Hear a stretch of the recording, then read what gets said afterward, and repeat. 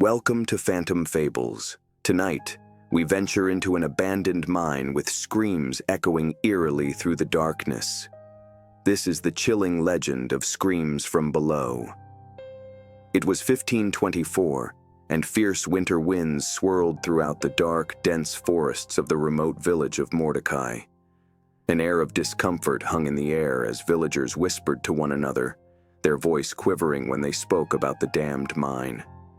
Deep within the shadowy hills, once this mine had brought prosperity to a small settlement as silver deposits created for it, and now was the center of fear and despair.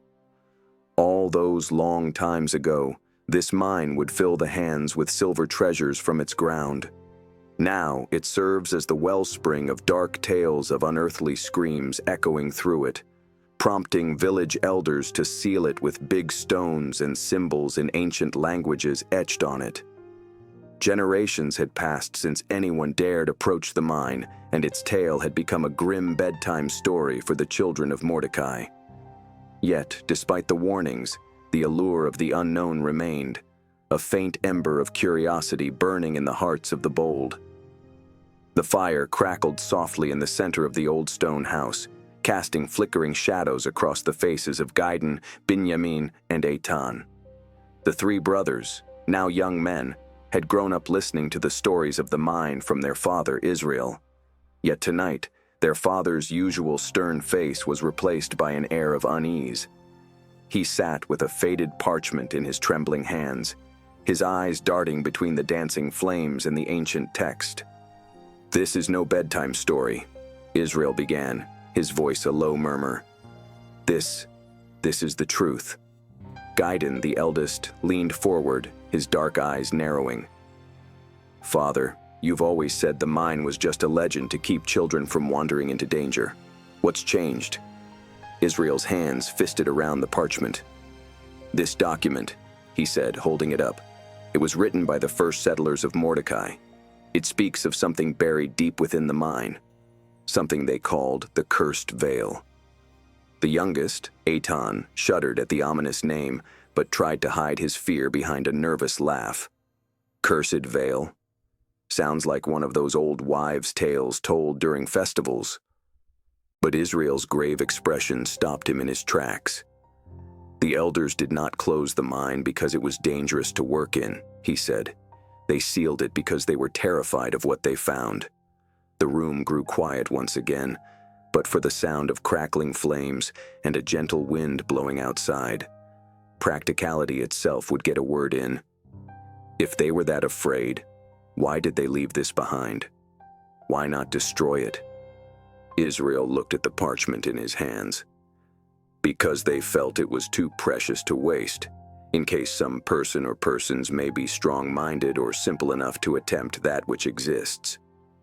By the next morning, the brothers found themselves huddled around the crumbling archives of the village. Gideon, infected with a devouring curiosity, had managed to persuade his brothers to dig further. Eitan protested vigorously, but Benjamin, ever a mediator, sided meekly with Gideon. An ancient map was spread out before them, placed there by the elderly archive keeper, Malka. Her eyes were sharp, piercing blue, and her voice was equally as sharp. "You boys have no business poking around in matters best left forgotten," she said. Gideon ignored her warning, his fingers tracing the faded lines of the map. "This is it," he murmured, pointing to a marking labeled Sha'ar Haaretz, the gate of the earth. "That's where the mine's entrance must be." Malka's expression darkened. "If you go there, you will not return," she said flatly. "Many before you have tried. They all met the same fate." "What fate?" Eitan whispered softly. Malka hesitated before speaking. "They vanished without a trace. And those who dared to search for them, they came back changed." "Changed how?" Benjamin asked urgently. "They spoke of voices in the darkness," Malka whispered, her voice quivering. "Of shadows that moved when there was no light. And of screams that still haunt their dreams." Despite all the warnings from her, the brothers were undeterred.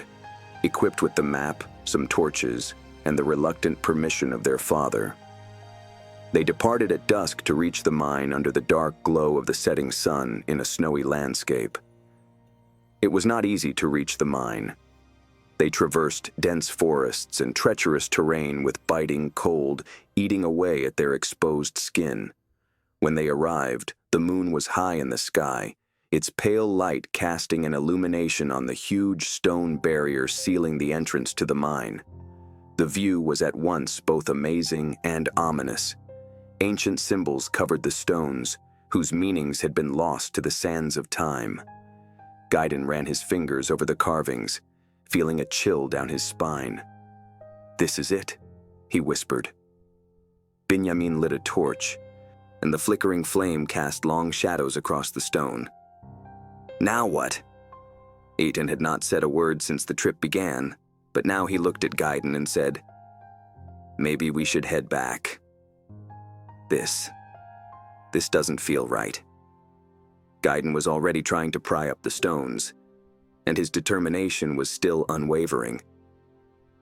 Benjamin helped him dislodge a few, just enough to make a narrow opening that you could squeeze through. The air that came out of the mine was cold and stale, with a faint metallic smell. It was the smell of decay and something else, something ancient and unidentifiable. Gideon went first, his torch lighting the way as he disappeared into the darkness. Benjamin followed close behind, his heart pounding in his chest.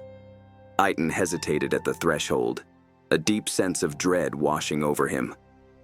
"Hurry up, Eitan," Gideon's voice echoed from within. Reluctantly, Eitan stepped inside, the darkness swallowing him whole. The tunnel was narrow and suffocating, the walls damp with condensation. The brothers were moving in silence, their footsteps echoing ominously in the small room. The further they went, the more the air became oppressive, as if the mine itself were alive and watching for that moment of intrusion. After an eternity, they reached a cavernous chamber. The walls had jagged veins of silver. They were only faintly reflecting the torchlight. It was not the silver that attracted them, however. An ancient altar stood at the center of the chamber. On its surface lay etched with the same symbols found on the entrance. Several dozen skeletal remains were arranged about the altar. Their twisted bodies seemed frozen in eternal agony. What is this place?" Eitan stammered, his voice shaking. Gideon stepped closer to the altar, his torch throwing weird shadows across its surface. "It looks like some sort of ritual site," he said, his voice full of awe. Benjamin knelt next to one of the skeletons, his stomach churning as he studied its grotesque pose. "These people, it's like they were trying to crawl away from something." As if by some sort of signal, a soft whisper began echoing through the hall, making the hairs on their necks stand up. "Did you hear that?" Eitan whispered quietly. No sooner had he asked the question than the whisper began to grow louder, accompanied by a chorus of voices that seemed to come from all sides. Then came the scream, a blood-curdling shriek that sent shock waves shaking the very ground under their feet. The scream resounded through the cave like a thing alive, its ear-splitting howl reverberating off the stone walls and burying the brothers under its chilling shroud.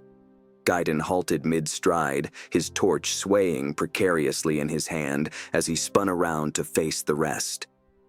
What was that?" Eitan whispered, his voice shaking with terror.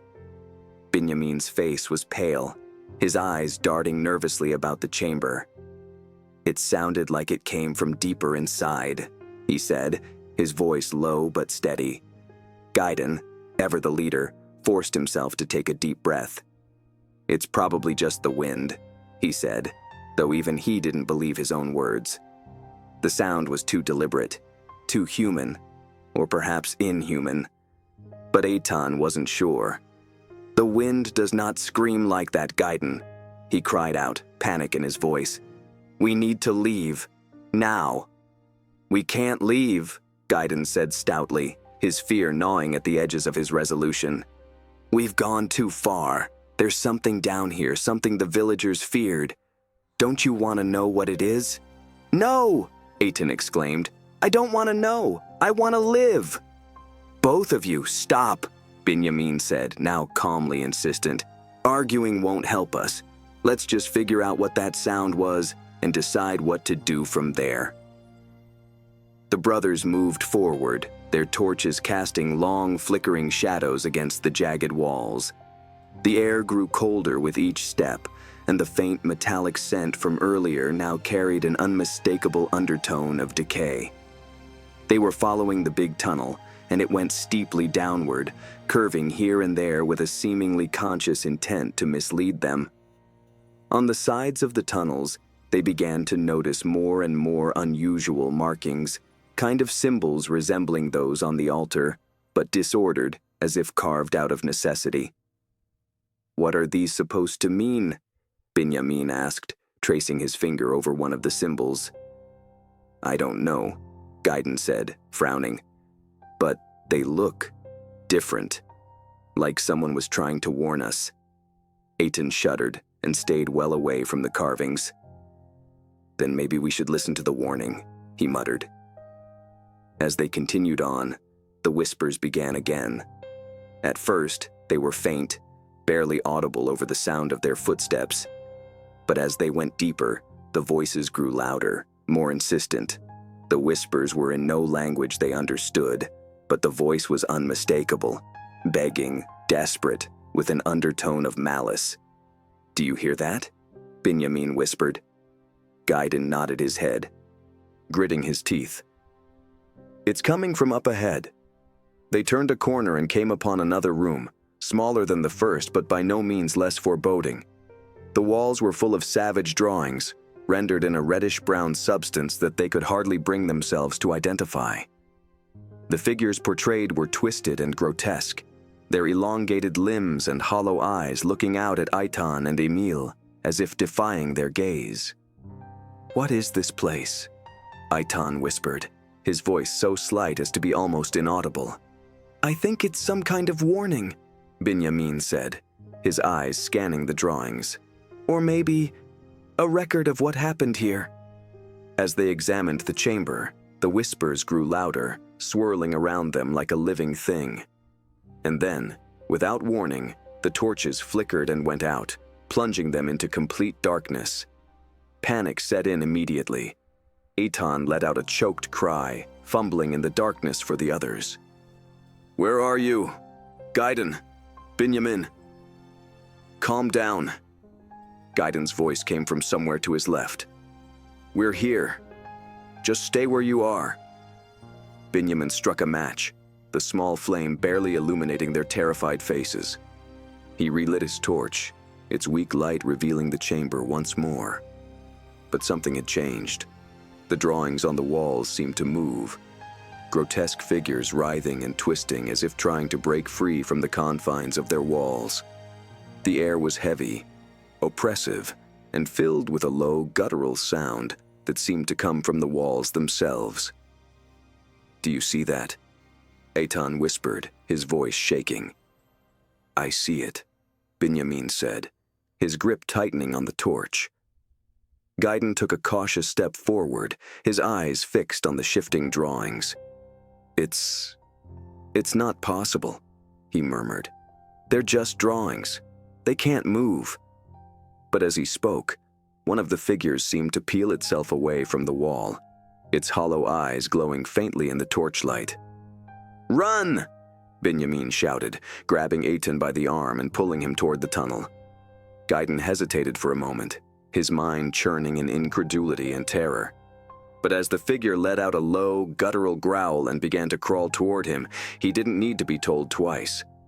The brothers sprinted down the tunnel, their footsteps hitting the walls like thunder in the tight compartment.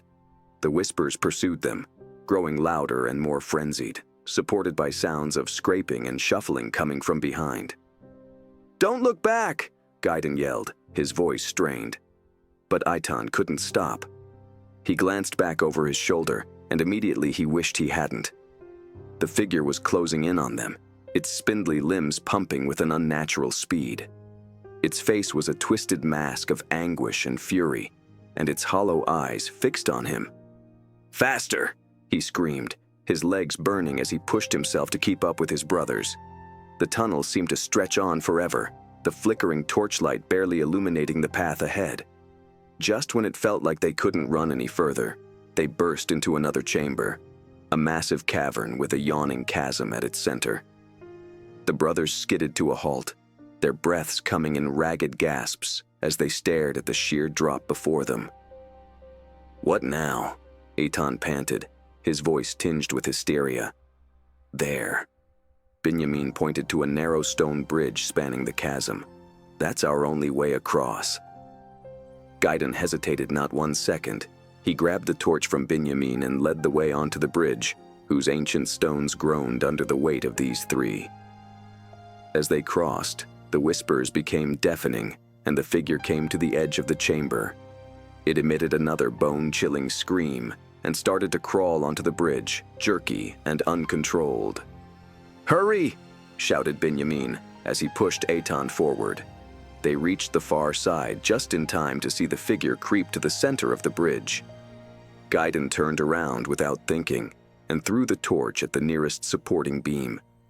The dry, rotting wood of the bridge seemed to catch fire, and it then collapsed with an earth-shaking crash, drawing the figure in with it. The brothers stared at the gulf in horrified silence.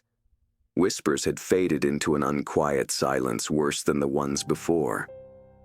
What was that thing?" Eitan asked with a quiver in his voice. "I don't know," Gideon said, his hands still shaking. "But it's not the only one."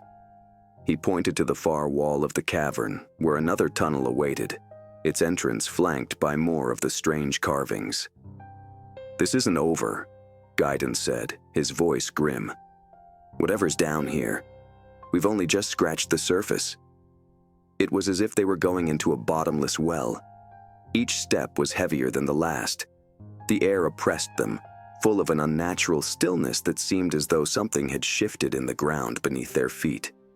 Shadows crept along the damp walls, twisting and turning into grotesque shapes that watched their every step. "Gideon, do you feel that?"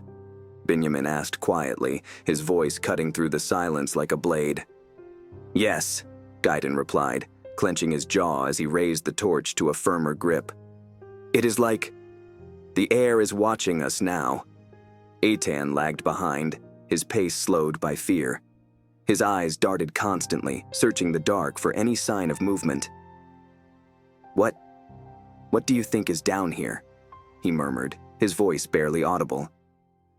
"I don't know," Gideon admitted. "But whatever it is, it's not natural. This place, it doesn't want us here." The symbols etched into the walls had become more complex as they moved downward. They were no longer just warnings. They felt like messages. Shadows danced in the dim torchlight, twisting into shapes that seemed to have a life of their own. And, with each step forward, the whispers returned. Low, guttural murmurs that were barely distinguishable from the silence, but carried an undeniable sense of dread. "Listen," Benjamin hissed, halting in his tracks. The whispers were no longer subtle but loud. The voices, oh so many voices, growled and gurgled in some forgotten tongue. They sounded as if coming from the mouth of the earth, pleading and wailing in sorrow, flooding the chamber like a thick fog. Gideon's grip on the torch tightened. They're speaking to us," he muttered. "But they're not human." "We have to keep moving," Eitan said, his voice shaking. "We shouldn't be down here. We should have turned back after the first sign." "No," Gideon snapped, though his heart trembled. "There's something here, something we need to find." This brought them into yet another cavern, smaller than all the others but no less appalling. The walls here were painted with ancient carvings, grotesque, writhing figures in agony, their hollow eyes gazing out with silent, hollow mockery. It was scenes of human sacrifice and twisted rituals as well as the ancient rites which were performed under the cover of darkness. Dominating the symbols of burning flames, hexagonal stars, and strange runes in the carvings pulsed with some unseen energy. Gideon's eyes narrowed as he approached one of the figures. "These carvings, they tell a story," he muttered. "A story of pain and death, of something that happened here long ago." Benjamin trailed after him, his brow furrowed. "It looks like this place was used for dark rituals. Something happened here, something they couldn't control. The altar," Eitan suddenly said, his voice hoarse. "The villagers, they mentioned an altar. Maybe that's where it all started." Gideon nodded, his heart pounding. If there's an altar, it must be deeper. This is where it all began, where whatever this thing is first appeared. Suddenly, the ground beneath them trembled, just slightly at first, but enough to send vibrations through the stones. The whispers intensified, now louder than ever, reverberating against the walls. The shadows began to twist violently, whipping around as if alive. "Stay together," Gideon ordered, his voice firm as they pressed onward. "Whatever's down here, we'll find it." The brothers entered yet another chamber, this one larger than anything they had seen before. It was as if the very heart of the cavern had been unearthed, a vast, hollow space with jagged stalactites hanging from the ceiling like claws. The air was thick with dust and the stench of something ancient, something rotten and unclean. Center to the room, an altar, a giant stone mass covered with curious symbols and something that looked suspiciously like blood, lay amidst a carpet of bones and smashed remains. They were human as well as animals. Carved on the sides of the altar were twisted images of sacrifices in such gruesome detail that one found himself more able to discern it on the outside walls. "What is this?" Eitan whispered, eyes wide with fear. "This is the altar," Gideon said in a steady voice, yet with a growing sense of unease. "This is where the rituals occurred, where it all started." As they moved closer, the earth once again started shuddering beneath their feet, but this time more violently. The air grew cold and the whispers to a deafening crescendo. Shadows stretched along the edges of the room, taking new forms and shapes. Then, without any warning, shadows seemed to come alive. Out of dark corners, figures emerged, wailing specters of twisted, hollow-eyed forms, their bodies decayed and skeletal. These weren't just shadows. They were manifestations of the pain and suffering seared into the very stones.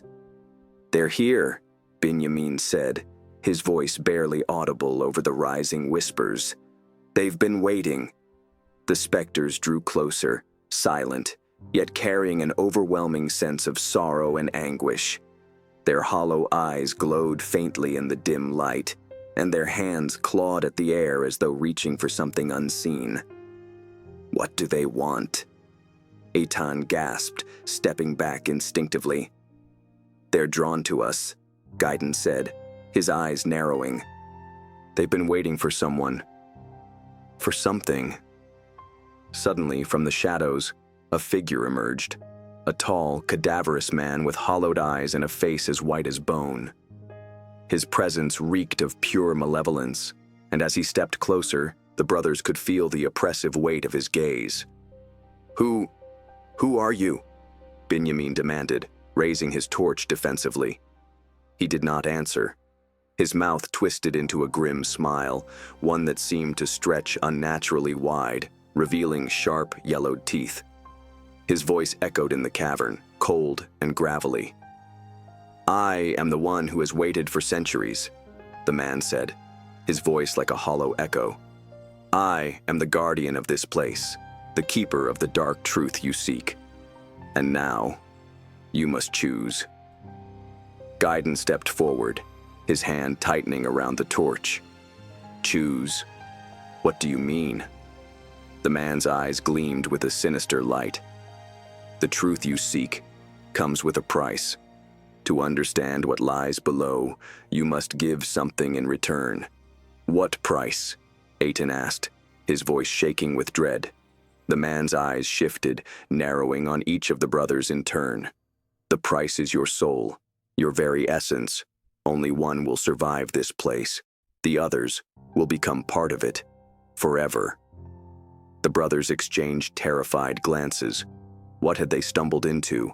What dark truth was buried beneath the earth, one that could consume them so completely? "You must choose," the man said again, this time louder and more urgent. "One shall live, the rest shall become the lost. The echoes shall carry your cries for eternity." Panic took over. Eitan rushed forward, pushing Benjamin to the side. "I'm not going to let you take us. You're going through me first." But the man didn't move. Instead, the shadows around him grew darker, swirling, twisting like black smoke. Specters formed from the darkness, surrounding the brothers. Their hollow eyes seemed to drink in their fear, feeding off the growing terror. "You can't fight this," the man said coldly. "No one can. The darkness here is too strong. You can only survive by embracing it." Gideon clenched his fists. "We're not giving in. We'll find a way to stop this, whatever it takes." The man's grin widened. "Then you will be the first to pay the price." From the shadows, one of the specters lunged at Gideon. Its claws raked through the air, but Gideon spun away just in time, swinging his torch at it. The flame flickered, and for a brief moment, the creature recoiled, shrinking back into the darkness. "Run!" Gideon shouted, grabbing Eitan and Benjamin by the arm. "We can't fight them! We have to find a way out! Now!" The brothers turned and ran, dashing back into the twisting tunnels, the shadows in hot pursuit. The whispers followed once again, growing louder, more insistent, filling the air with their haunting, guttural cries. As they fled deeper into the labyrinth, the brothers stumbled upon another chamber, one that had been hidden from view, shrouded by darkness. In its center stood an object, a lone, ancient mirror, cracked and tarnished by time. The mirror shivered, as if in the torchlight there, it reflected something. Images began to form there inside, visions both of the past and future. They saw a glimpse or two of the altar at first use, rituals long ago that gave loose something so ancient and malevolent upon earth. "Look," Benjamin breathed silently, eyes glued on the mirror. "It's showing us the truth." But the man from before, his emaciated figure, stood again in the reflection, and his hollow eyes pierced through the glass. "You cannot change what you've seen." The man's voice echoed from within the mirror. "The truth is here, but it comes with a cost. Will you pay it, or will you be consumed?" "What do you mean?" Eitan asked, his voice barely audible. The man's reflection leaned closer. "This mirror, it will show you one way out, but only one. And to pass through it, you must give something of yourself, something you can never get back." Benjamin's eyes narrowed. "What do you want from us?" "Your resolve," the man said. "Your courage. Only one of you will escape. The others, they will belong to the darkness forever." The mirror began to glow more intensely. The reflections shone brighter than ever, as if blinding. The whispers grew louder this time, and they carried with them something new, visions of suffering, darkness claiming their souls. Gideon stepped forward now, his will hardened. "We won't let you win. We will fight, all of us." "You don't understand," the man said with a cold smile. "This place, it thrives on fear, on the sacrifice of others.